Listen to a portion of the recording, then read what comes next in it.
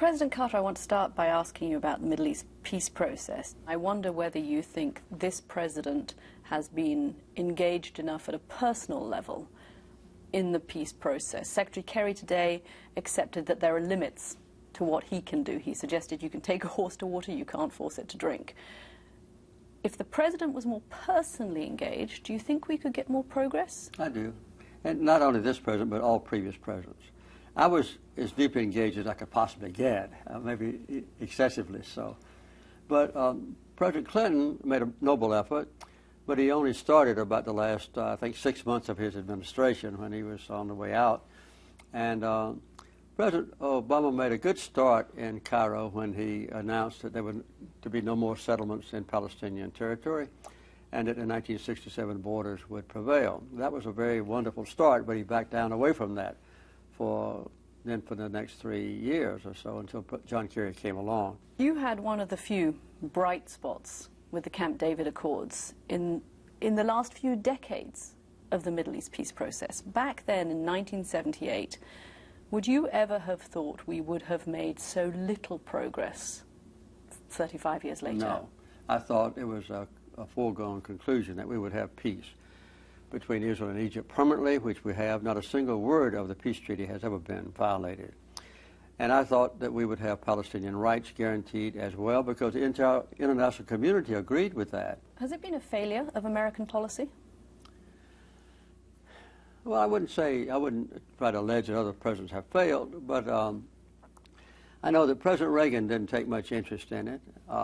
He dealt with it spasmodically, and other things were more important to him.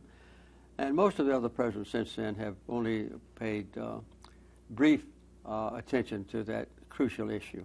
So I would say that in general, but not singling out anyone, that all of the presidents could have done more to bring peace to Israel, which means that you have to bring peace to the immediate neighbors as well.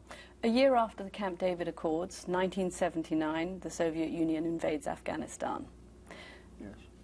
Again, during your presidency, there has been a lot of discussion in the last few months of whether we are returning to the Cold War with Russia's annexation of Crimea. How is this similar, and how is this different?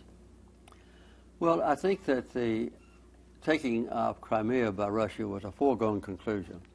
There's nothing that the Western nations could have done to prevent Putin from moving his military forces into Crimea, because the Russians have always considered that Crimea was part of Russia when I was president and even before that. And I think about 3/4 of the Crimean people consider themselves to be part of Russia, so that was no way to change that. But I think now we have the same situation that I faced when I was in the White House in Christmas week, as a matter of fact, of 1979, when the Soviets invaded Afghanistan. I took very strong action. I withdrew my ambassador, broke diplomatic relations with Russia. I declared an embargo against Russia as well.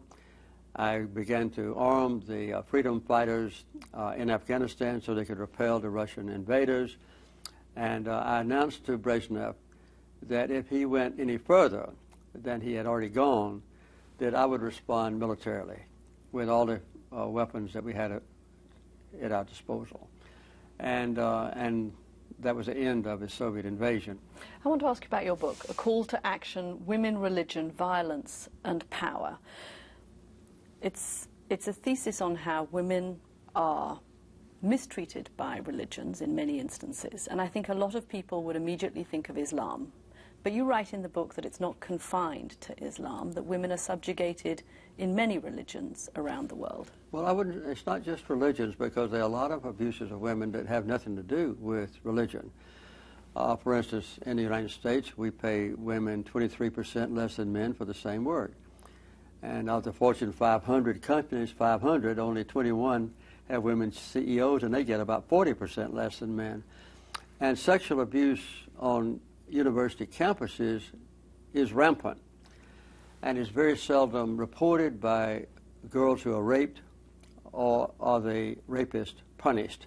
And the same thing happens in the U.S. military. So it's not just religion, but I think that sometimes the misinterpretation of religious scriptures do give some men assured belief Across religions. across religions, yeah, across. President Carter, you also write that this, and you have said that this is, you think, the most important book that you have written. I don't think it, I know it. It's the most important subject that's not addressed adequately on earth. The horrendous abuse of girls and women in every country on earth is the worst crime that's being committed against humanity. And it's almost always ignored or not addressed adequately. And my hope is that this book will at least bring attention to that subject. I've just addressed this morning, as a matter of fact, a letter to all of the heads of nations in the world to send all of them a copy of the book. And I hope that within their own countries they will see we can do something about this problem. President Carter, thank you very much for joining me. It's a pleasure. I've enjoyed it, as you can tell.